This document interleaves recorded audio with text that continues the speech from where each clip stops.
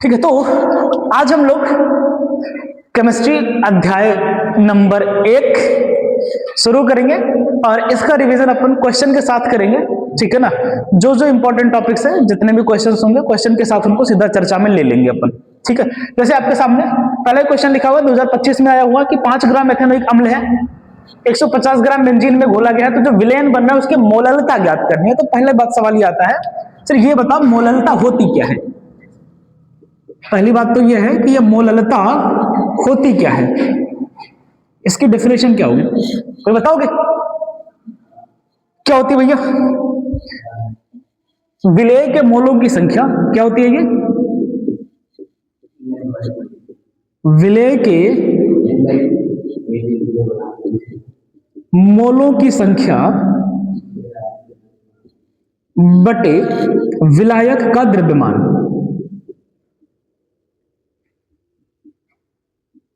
यानी आप अगर यहां से चाहें तो आप इसकी परिभाषा भी लिख सकते हैं। ठीक है, कि किसी विलायक के 1 किलोग्राम या 1000 ग्राम द्रव्यमान में उपस्थित विलेय के मोलों की संख्या उस विलेय की मोललता कहलाती है। ठीक है ना, ये आपके पास में डेफिनेशन हो जाती है। तो चलो निकालते हैं हम, सवाल हल करते। तो सबसे पहले हमारे पास क्या दिया हुआ है भैया, जो विलेय पदार्थ है, याद रखना विलेय के द्रव्यमान को हमेशा हम बोलेंगे W1। विलेय के द्रव्यमान को हमेशा क्या बोलेंगे? W1 बोलेंगे। और ये कितना दिया हुआ है? 5 ग्राम है। अब एक बात बताओ सर, ये एथेनोइक अम्ल दिया है, एथेनोइक अम्ल का रासायनिक सूत्र क्या होता है? CH3COOH। ठीक है ना। अच्छा, इसका मोलर द्रव्यमान कितना हो जाएगा भैया? मोलर द्रव्यमान M1 बोलेंगे। ठीक है, कितना होगा मोलर मास इसका? तो 2 कार्बन का कितना हो जाएगा भैया?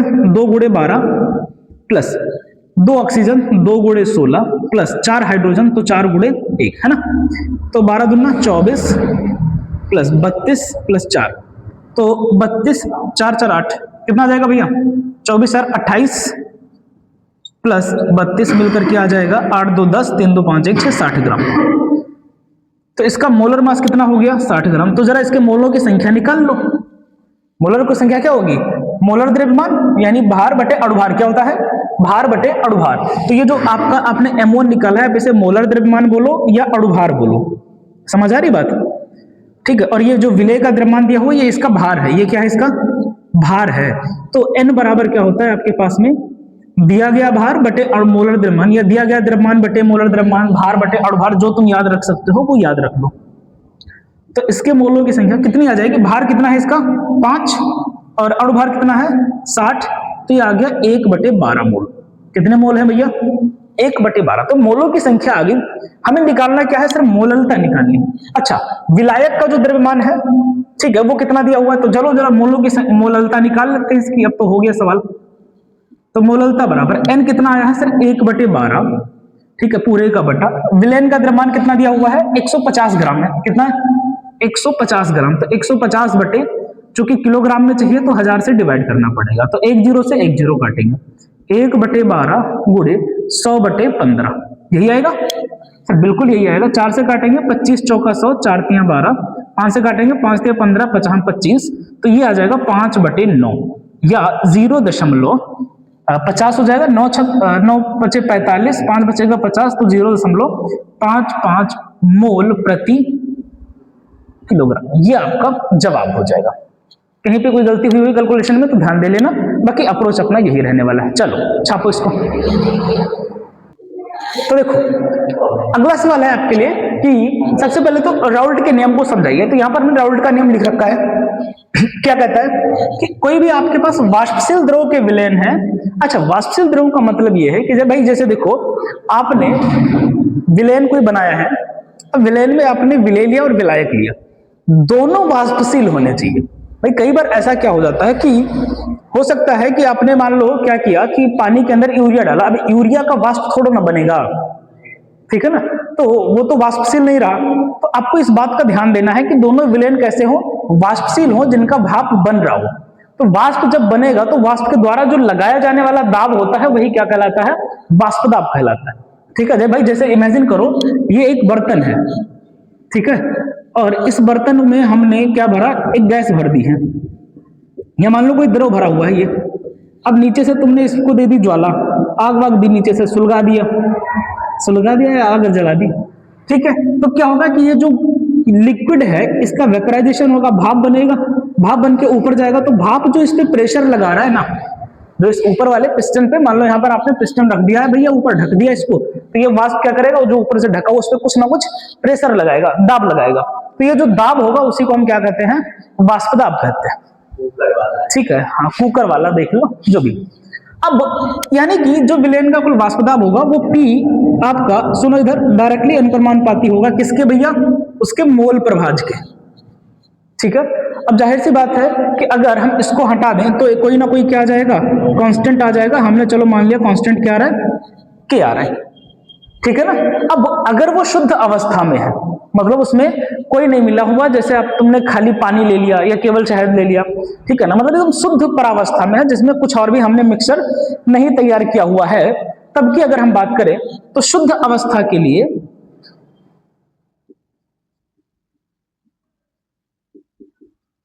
ठीक है ना, शुद्ध अवस्था में x का मान क्या होता है हमेशा, क्योंकि x क्या है, मोल प्रभाज है। और किसी भी विलयन में जितने भी घटक होंगे, एक घटक है, दो घटक है, तीन घटक है, उन सभी के मोल प्रभाजों का योगफल सदैव एक होता है। तो अगर यहां पर जब एक ही विलयन है, एक ही घटक है, तो उसका मोल प्रभाज क्या होगा, एक होगा। तो आपका जो P है, P को हम लोग P नॉट कह देते हैं, P को क्या बोल देते हैं उस केस में, P नॉट बोलते हैं। तो P नॉट किसके बराबर आ जाएगा, K के बराबर। अब ये जो K का मान है यहां पे रखो, तो P बराबर आ गया तुम्हारा P नॉट इंटू एक्स।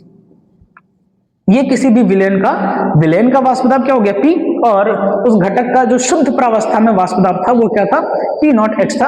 अब मान लो विलयन में दो पदार्थ तुमने मिलाया, तो विलयन का जो कुल वाष्प दाब हो जाएगा वो हो जाएगा P बराबर P1 नॉट x1 प्लस में P2 नॉट x2। अब अगर दो से ज्यादा होंगे तो वो ऐड हो जाएंगे, समझ आ रही बात। तो ये हमारे पास देखने को मिलता है, ठीक है। अब अगर मैं नेक्स्ट बात करता हूं अपने न्यूमेरिकल की, तो राउल्ट के नियम की बात थी, तो राउल्ट का नियम हमने एक्सप्लेन कर लिया है। अब जो न्यूमेरिकल पोर्शन है आ जाओ इस पे, ठीक है। न्यूमेरिकल पोर्शन क्या कह रहा है उस पर जरा ध्यान देते हैं। 298 केल्विन तापमान है, छोड़ दो, कोई मतलब नहीं है। क्लोरोफॉर्म का रासायनिक सूत्र क्या होता है भैया, तो सर क्लोरोफॉर्म होता है CHCl3, और डाइक्लोरोमेथेन, सर डाइक्लोरोमेथेन होता है CH2Cl2। क्या होता है, CH2Cl2। तो अब हमें क्या चाहिए, इनका चाहिए मोल प्रभाज, ठीक है ना, दोनों का हमें मोल प्रभाज निकालना है। अब मोल प्रभाज कैसे निकालते हैं, ठीक है। मोल प्रभाज निकालने का तरीका क्या होता है, हाँ पता नहीं, आ जाओ। तो यहां पर सबसे पहले हम, तो मोल प्रभाज निकालने का फार्मूला होता है कि अगर XA का मोल प्रभाज निकालना है, किसी भी विलयन में दो घटक हैं A और B, तो हमें इसका निकालना है। तो A का मोलों की संख्या बटे में कुल मोलों की संख्या Na प्लस Nb, ठीक है ना, ये होता है। तो हमें क्या करना है, कैसे भी करके हमारे पास ये जो शुद्ध अपरावस्था में तो दिया हुआ है, दोनों का वाष्प दाब हमें पता है, ठीक है ना। अब क्लोरोफॉर्म के लिए Pc लिख दे रहे हैं, ठीक है ना, क्लोरोफॉर्म के लिए Pc हमने लिख दिया, क्लोरोफॉर्म। तो इसका शुद्ध प्रावस्था में वाष्प दाब कितना है, 200 mmHg, कितना है, और इसका कितना है भैया, डाइक्लोरोमेथेन, इसको हमने P नॉट D बोल दिया है, डाइक्लोरोमेथेन का इसका दिया हुआ है 415 mmHg, कितना है। अब ये वैल्यूज कुछ भी हो, क्या ही फर्क पड़ेगा यार उससे, है ना, 415 हो, 450 हो, जो भी हो, क्या ही लेना देना उससे, वैल्यूज तो ही रहेगी। अब NC निकालो, NC कैसे निकालेंगे, N क्या है, मोलों की संख्या है, मोलों की संख्या अभी पीछे हमने आपको बताया पिछले क्वेश्चन में, भार बटे अणुभार। तो जरा एक बात बताओ, क्लोरोफॉर्म का भार कितना दिया हुआ है भैया, कितना है, 51 ग्राम CHCl3 है, तो भार कितना है, 51 ग्राम। इसका अणुभार निकालो जरा, क्लोरोफॉर्म का CHCl3 का क्या हो जाएगा, सर एक कार्बन है, तो एक कार्बन का कितना होगा 12, 3 हाइड्रोजन है, तो प्लस का 3 एकम 3, और क्लोरीन कितने हैं सर, 3 क्लोरीन है। अब 3 गुणे एक क्लोरीन का द्रव्यमान होता है 35.5, कितना होता है 35.5, तो ये कितना आ जाएगा, 3 पचे 15 के 5 हासिल है 1, 3 पचे 15 1 16, और 3 त्रिका 9, 96.5, यही आएगा। हाँ CHCl3 है, और हाँ हाँ हाँ, सॉरी सॉरी, CHCl3 है ना, तो हाइड्रोजन तो एक ही आएगा, सॉरी। ठीक है ठीक है ठीक है। तो ये तुम्हें क्या मिलेगा भैया, अब जरा ध्यान देना, इसको जोड़ लो। तो 6 1 7 2 9 9 1 10, 109.5 ग्राम ये आएगा। ठीक है ना, कितना आ जाएगा तुम्हारे पास में क्लोरोफॉर्म का अणुभार 109.5, 109 आएगा, 119 आना चाहिए यार, कहीं गलती कर दे क्या, 3 होता है ना, एक क्लोरीन का तो 35.5 है, कहीं गलती कर दी है, 35.5, 3 × 5 = 15 के 5 1, 3 × 5 = 15 1 16, 6 1 बचेगा, 3 × 3 = 9 1 10, ये 106 आएगा, तो ये 119.5 ग्राम आएगा। ठीक है ना भैया, याद रखना। और दूसरा क्या है, चलो इसका भी निकाल ही लेते हैं, CH2Cl2, कार्बन का हो गया 12, 2 हाइड्रोजन का हो गया 2, और ये 35 दूना 70 और 1 71 है ना, तो 71 ही आएगा ना, गलती तो नहीं कर रहे कोई, बिल्कुल ना।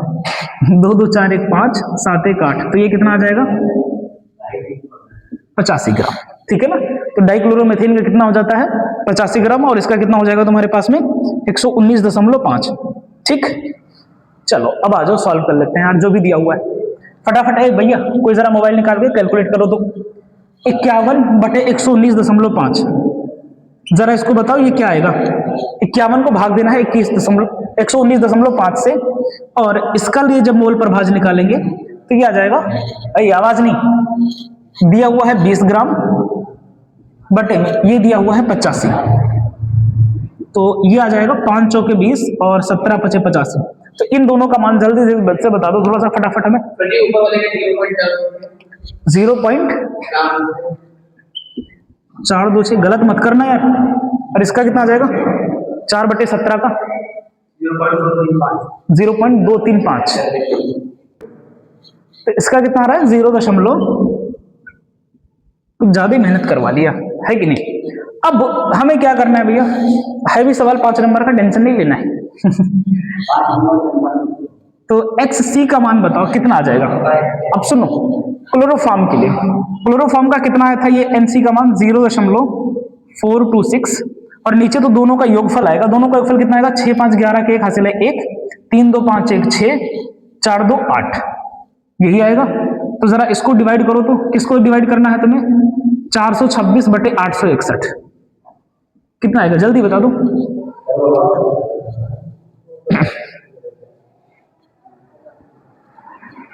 4 दूनी 8, 0.5 के आसपास आएगा। ठीक है ना, 0.5 के आसपास आ रहा होगा जहां तक याद है।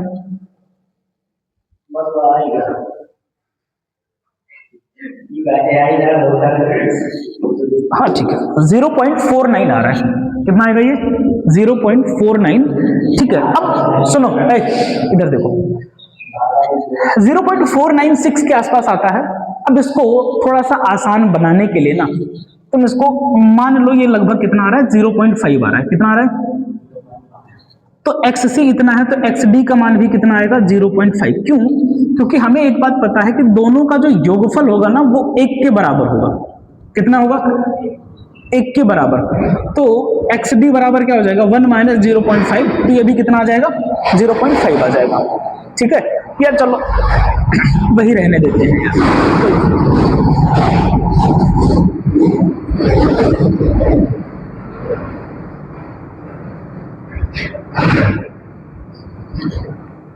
तो ये कितना मिलेगा 0.5। अब तुम्हारे पास जो जो चाहिए था वो सब आ गया, भगवान का दिया हुआ सब कुछ है, फार्मूले में रखो और आंसर लो।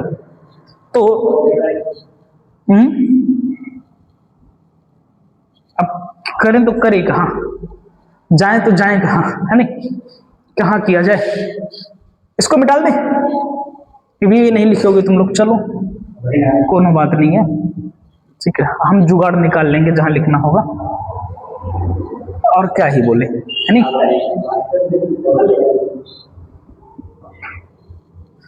ठीक है, तो चलो जरा यहां से देखते हैं P बराबर क्या होता है। तो P बराबर क्या आ जाएगा भैया, P0C XC plus P0D XD। ठीक, तो ये क्या मिलेगा P बराबर, भाई P0 कितना दिया हुआ है, P0C तो तुम्हें गिवन है कितना है 200, गुणे XC कितना दिया हुआ है, XC आया 0.49 प्लस P नॉट डी कितना दिया हुआ है 415, बहुत इजी है, अरे एकदम। और ये कितना है 0.5 ही ले लेते हैं, छोड़ो कौन इतना कैलकुलेशन लेंथी बनाए, है नहीं।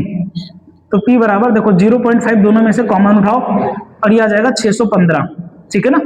4 2 615, 615 का आधा कितना हो जाएगा 50 25, 5 2 बचेगा, 5 एकम 5 2 7, 6 पंचे 30, है नहीं।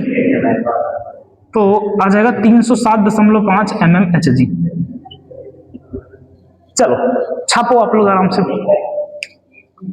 छापो छापो जल्दी। चलो तो नेक्स्ट क्वेश्चन की तरफ बात करते हैं। करें कि एक विलेन में बेंजीन का 30 द्रव्यमान प्रतिशत कार्बन टेट्राक्लोराइड में घुला हुआ है। इसका मतलब सुनना जरा ध्यान से कि अच्छा कार्बन बेंजीन का रासायनिक सूत्र क्या होता है भैया, बेंजीन का तो होता है C6 और इसका होता है Cl4, ठीक। तो ये कह रहा है कि भैया इसका 30% जो भी होगा कार्बन टेट्राक्लोराइड का, तो मान लो आपको द्रव्यमान प्रतिशत दिया हुआ है, ठीक है। तो ये मान लो हल में कि माना CCl4 का भार कितना है 100 ग्राम। अब अगर इसका 100 है तो बेंजीन यानी C6H6 का भार कितना हो जाएगा भैया 30 ग्राम। अब इनका तुम्हें दिया गया द्रव्यमान पता चल गया, ठीक है। इसका अच्छा मोलर भार भी मोलर द्रव्यमान भी निकाल लो इसका, ठीक है ना। M का मान बताओ कितना होगा CCl4 के लिए, मोल इसका अणुभार, तो कार्बन का हो गया 12 और Cl4 यानी 4 क्लोरीन है, हाँ कार्बन का 12 और 1 क्लोरीन का हो गया 35.5, 2 का 71, तो 4 का हो जाएगा 71 दूना 142, तो ओवरऑल ये आ जाएगा 154, है ना। कितना जाना चाहिए इसका 154, 4 क्लोरीन का भैया गलती ना हो जाए यार, 71 दशमलव सॉरी पहले गलत करवा रहे हो, गलत कहां से ना होगा। 4 पंचे 20, 2 बचा, 4 पंचे 20 तो 22, 4 3 12 2 14, हाँ ठीक है चले। तो इसका कितना हो जाएगा 154 ग्राम। अब जब आपको इसका पता ही चल गया, बेंजीन का भी निकाल लेते हैं। बेंजीन का कितना होगा C6H6, 12 6 72 और इसका 6 78, कितना हो जाएगा इसका 78 ग्राम। तो दोनों का हमें मोल अंश निकालना है। मोल अंश का फार्मूला बेंजीन के लिए, तो बेंजीन का मोल अंश क्या होगा NC6H6 बटे में NC6H6 प्लस में NCCl4। तो निकालो बेंजीन के लिए मोल अंश का सॉरी मोलों की संख्या का मान, मोबाइल निकालो फटाफट कैलकुलेट करके हमें जवाब दो यार। भार बटे अणुभार, भार कितना है 30 बटे 78, तुरंत प्रभाव से ये बताओ तुम्हें कितना मिलेगा भैया। भाग देना है 2 15 भाग बटे 15 बटे 39, जरा भाग देके बताओ कितना बचेगा, कितनी वैल्यू आएगी, ठीक है। ये कितना है अपने पास में दिया गया भार 100 बटे 154, 100 बटे 154, 2 से काटेंगे तो आ जाएगा 50 बटे 2 सत्ते 14 और 1 बचे 14, 2 सत्ते 14। दोनों का हमें फटाफट जवाब बता दो कितना आ रहा है, कितना आ रहा है। चलो हम ही कर ले रहे है ना, 15 बटे 39, ये आएगा 0.38। तो ये जाहिर सी बात है ये कितना आ जाएगा तुम्हारे पास में 50 बटे 77, ये आएगा 0.64, ठीक है। तो चलो निकाल लेते हैं ये x ऑफ C6H6, ये आ जाएगा तुम्हारा, ये कितना है 0.38। नीचे दोनों का एडिशन, 8 4 12 के 2 हासिलें 1, 6 4 10, है ना, तो 1.02। तो ये तुम्हारे पास आ जाएगा C6H6 कितना आ जाएगा 38 बटे 102, कितना आएगा 38 बटे 102, कितना हो जाएगा भैया इसको डिवाइड करने पर। तो सर ये आ जाएगा 38 को 102 से डिवाइड करोगे 0.37, कितना आ जाएगा 0.372, ये आएगा इसका मोल प्रभाज। अच्छा एक बात ध्यान देना, मोल पर एयर। मोल प्रभाज का कोई मात्रक नहीं होता है, मोल प्रभाज एक क्या है, मात्रक विहीन राशि है। चलो छापो आप लोग फटाफट। पहली बात तो क्वथनांक होता क्या है, तो सिंपली सी डेफिनेशन होती है कि वह तापमान जिस पर कोई भी द्रव उबलता है। ठीक है, रटी रटाई 9वीं क्लास से डेफिनेशन ये पढ़ते हैं, पर थोड़ा सा इसको चेंज करो। हाँ, यहाँ दूसरा मेरा वाली डेफिनेशन देखो, तो क्या होता है कि किसी भी द्रव के लिए वह तापमान जिस पर द्रव का वाष्प दाब वायुमंडलीय दाब के बराबर होता है उसका क्वथनांक कहलाता है। अब मान लो कि हमने क्या किया, एक ग्राफ ले लेते हैं थोड़ा सा, इधर टेम्परेचर की बात कर लेते हैं, इधर प्रेशर की बात कर ले रहे हैं। हमने देखा कि किसी का तापमान का ग्राफ ऐसा भी, टेम्परेचर बढ़ाते जाएंगे, टेम्परेचर बढ़ाते जाएंगे, क्या होगा, जो वाष्पशील विलयन है या वाष्पशील विलय पदार्थ है उसमें भाप उतना ज्यादा बनेगा, और जितना ज्यादा वाष्प होगा तो उसका वाष्प दाब भी बढ़ता चला जाएगा। ये हमने इस ग्राफ से देखा कि जैसे जैसे टेम्परेचर बढ़ रहा है उसी हिसाब से प्रेशर का मान भी क्या हो रहा है, सर प्रेशर भी उसी हिसाब से बढ़ रहा है। ठीक है, अब हमने क्या किया कि इसमें ये हमारे पास क्या है, विलायक है शुद्ध अवस्था में, लेकिन जब हमने इसमें कुछ अवाष्पशील द्रव मिला दिया, क्या मिलाना है हमें, ध्यान देना, अवाष्पशील विलय को मिला देते हैं, तो इसका, क्योंकि जो अवाष्पशील पदार्थ है वो एनर्जी तो लेगा लेकिन उसका वाष्प तो बनेगा नहीं, अब वाष्प नहीं बनेगा तो वाष्प दाब क्या हो जाएगा, कम हो जाएगा। तो हमने क्या देखा कि इसका वाष्प दाब कुछ कम हो गया। अब मान लेते हैं कि हम ये चाहते थे, ठीक है, कि देखो भैया, मान लेते हैं पहले जो विलयन का वाष्प दाब था, जो हमें P चाहिए था, मान लेते हैं यहाँ पे कुछ P0 लिख लेते हैं, जो हमें ये चाहिए था वो कुछ टेम्परेचर पर मिल रहा था TB0 पर।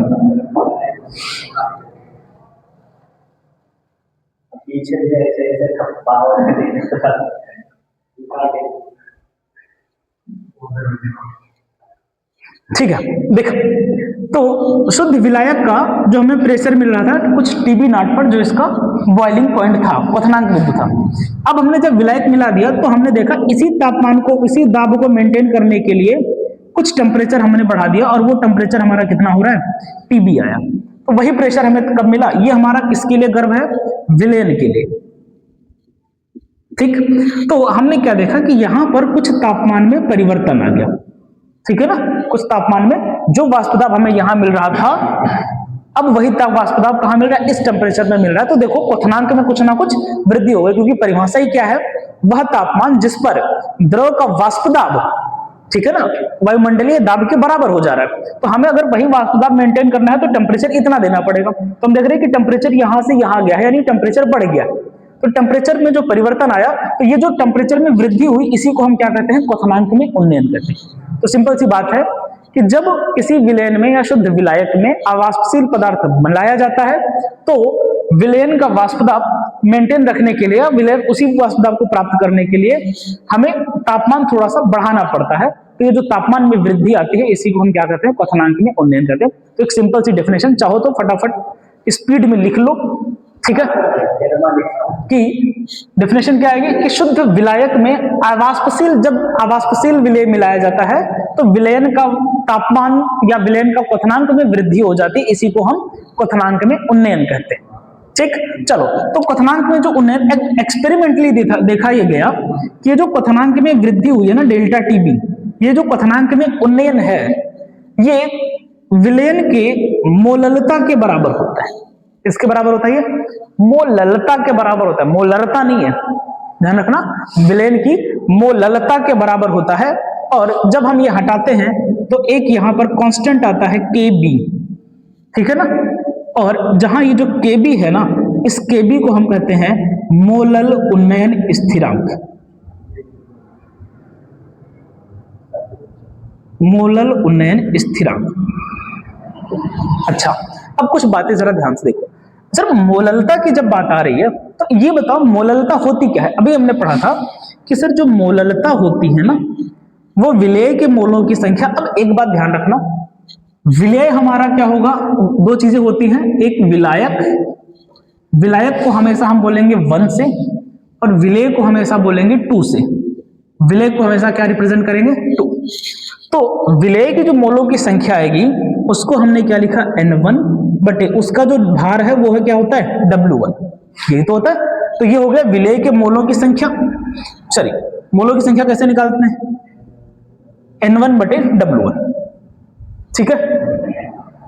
रुक जाओ एक बार के लिए हम बता दे रहे हैं, देखो विलेय के मोलों की संख्या बटे, ठीक है ना, और इसका द्रव्यमान, द्रव्यमान किसका लेते हैं विलायक का, तो विलायक का द्रव्यमान क्या होता है W1, विलायक का द्रव्यमान क्या होगा W1। अब चूंकि ये हमें किसमें निकालना होता है ग्राम में, ठीक है, अगर ग्राम में दिया हुआ है तो बढ़िया है, ठीक है। सॉरी कितने चाहिए हमें, किलोग्राम में चाहिए ना, सॉरी यार आज क्यों इतना गलती हो रही है, ये हमें चाहिए किलोग्राम में। तो किलोग्राम में मेंटेन करने के लिए हम क्या करते हैं, इसको 1000 से डिवाइड करते हैं, क्या करते हैं 1000 से डिवाइड करेंगे। तो m का मान जो तुम्हारे पास निकल के आ रहा है वो m का मान आएगा n गुणे 1000 बटे W1। लेकिन n भी क्या होता है, मोलों की संख्या कैसे निकालते हैं, दिया गया द्रव्यमान बटे, ठीक है ना, भार बटे अणुभार। तो दिया गया द्रव्यमान, इसके द्रव्यमान को हम लोग बोलते हैं W2 और इसका मोलर द्रव्यमान होगा M2। तो M निकालने का तरीका हमारे पास सीधा फार्मूला ये है। अब आप चाहो तो इस फार्मूले को याद रख लो, ज्यादा बढ़िया है, मोललता, मोललता, ठीक है। तो आ जाओ फिर, तो इसको उठा करके यहां रखो, तो डेल्टा टीबी का मान क्या आ जाएगा, डेल्टा टीबी बराबर आएगा केबी गुणे में W2 गुणे 1000 बटे M2 गुणे W1। या आप चाहो तो इसको ऐसे लिख लो, थोड़ा सा और अच्छा लगेगा दिखने में, W2 बटे W1 और 1000 बटे M2, ठीक है। ये फार्मूला आपके पास आ गया। अब जो क्वेश्चन दिया हुआ है अब उसकी तरफ बढ़ते हैं। तो उसके लिए हमें ये मिटाल देंगे, ठीक है, इधर वाला मिटाल देना, चल इधर वाला लिखो फटाफट। देखो फिर अब ये क्या बनेगा, न्यूमेरिकल क्वेश्चन देखते हैं इसका, न्यूमेरिकल वाला। देखो जरा भैया, यहां पर सबसे पहले काम, एक द्रव का क्वथनांक इतना था पहले से, जब आपने अवाष्पशील मिलाया तो इतना हो गया, तो डेल्टा टीबी की वैल्यू कितनी आएगी, दिस माइनस दिस। तो ये कितना है भैया 354.11 माइनस 353.23। तो डेल्टा टीबी का मान देख लो कितना आ रहा है, 1 से 2 तक जाएगा नहीं भैया, 11 से 3 घटाओ कितना बचा 8, यहां बचेगा 0, 4 में ये हो गया 10 में से 2 गया 8, यहां भी बचेगा 4 में से, यहां बचेगा 3 में से 3 गया 0, 5 में 5 गया 0, 3 में 3 गया 0, तो ये सीधी सी बचेगा 0.88। तो आवाज नहीं, ये कितना आ गया 0.88, ठीक। इतने तापमान में वृद्धि हुई। अब ये कह रहा है 58 ग्राम प्रति मोल, ये मोलर द्रव्यमान दिया हुआ है किसका, मोलर द्रव्यमान के 1.8 ग्राम अवाष्पशील विलेय, यानी वो तुम्हें M2 का मान दे रखा है, जो विलेय पदार्थ है उसको हम 2 से बोल रहे हैं ना, विलेयक नहीं यार विलेय। तो 58 ग्राम हमारा विलेय है, तो M2 कितना दे रखा है 58, और W2 कितना दे रखा है 1.8 ग्राम। अवाष्पशील विलेय को 90 ग्राम द्रव में घोलने पर, यानी कि W1 तुम्हें कितना दे रखा है 90 ग्राम दे रखा है। तो Kb का मान तुमसे पूछ रहा है, क्या इन वैल्यूज को वहां पे रख के सॉल्व कर सकते हो, बताओ भैया। तो तुमसे Kb का मान पूछ रहा है, तो Kb बराबर क्या आ जाएगा, डेल्टा टीबी इंटू, ये इधर आएगा W1 इंटू M2 पूरे का बटा W2 इंटू में 1000। अब सब मान रख दो, डेल्टा टीबी कितना है 0.88 इंटू W1 कितना है 90 गुणे M2 कितना आया है तुम्हारे पास में 58, ठीक है, बटे W2 कितना दिया हुआ है 1.8 गुणे 1000, है ना, 1 0 से 1 0 निपटा दिया, तो एक डेसिमल से ये डेसिमल कटेंगे तो ये बचेगा 88 गुणे 9, आवाज नहीं, बटे 18 गुणे 1000, ठीक है। कोई दिक्कत, यहाँ पे दशमलव के बाद 2 अंक था ना, तो 1 से 1 तो कट गया, 1 हटाया तो यहाँ पे 1 0 आ गया। अब इसको सिंप्लीफाई करना काम तुम्हारा है भैया, 9 से काटेंगे 9 दूनी 18, ठीक है ये तो कट गया। इसको काटेंगे 44, तो ये आ रहा है तुम्हारा 44 गुणे 58/1000। तो इसको काटोगे 11 आ जाएगा, इसको काटोगे कितना आ जाएगा 250, ठीक है ना। या काटो मत यार, सीधा इसको गुणा कर लो, ये ज्यादा आसान है, क्योंकि 1000 से फिर भाग दोगे फायदा क्या है, 1000 से भाग देना आसान है तुम्हारे लिए। तो जरा ये बता दो 44 गुणे 58 कितना आएगा, ये बताओ तो जल्दी। 44 गुणे 58/1000, 2 9 दूनी 18, 2552 है बटे 1000, तो ये आ जाएगा 2.552 है ना। इतना केल्विन मात्रक क्या हो जाएगा, अभी हमने क्या लिखा था यहाँ पर, डेल्टा टीबी बराबर केबी इंटू एम, तो केबी बराबर क्या हो जाएगा डेल्टा टीबी बटे एम। इसका मात्रक केल्विन और इसका हो जाएगा किलोग्राम प्रति मोल, तो मोल ऊपर आ जाएगा, तो केल्विन किलोग्राम इनवर्स मोल, है ना, यही बनेगा ना भाई। तो किलोग्राम क्या लिख रहा है यार, हमें खुद नहीं यार, मोलरता का द्रव्यमान हो जाएगा मोल प्रति किलोग्राम, उल्टा ही हो रहा है सब कुछ, केल्विन किलोग्राम प्रति मोल। चल छापो, क्या कह रहा है, ये भी तुम्हारा 2025 का ही है यार, टेंशन नहीं लेना है ज्यादा, बहुत इजी है बहुत। हमें मोलरता निकालनी है,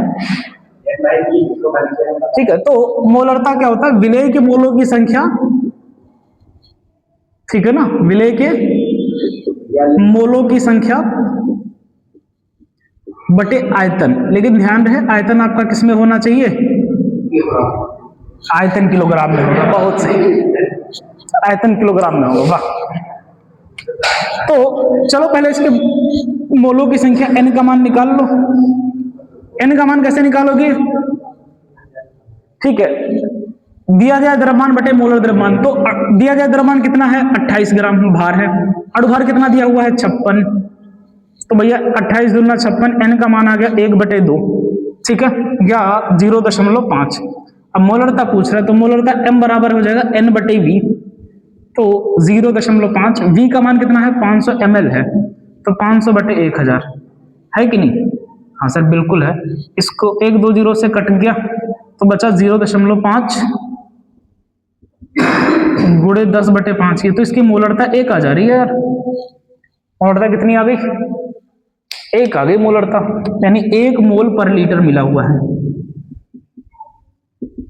चल क्या कर सकते हैं, कुछ नहीं, जो आ रहा है सो आ रहा है, छापो।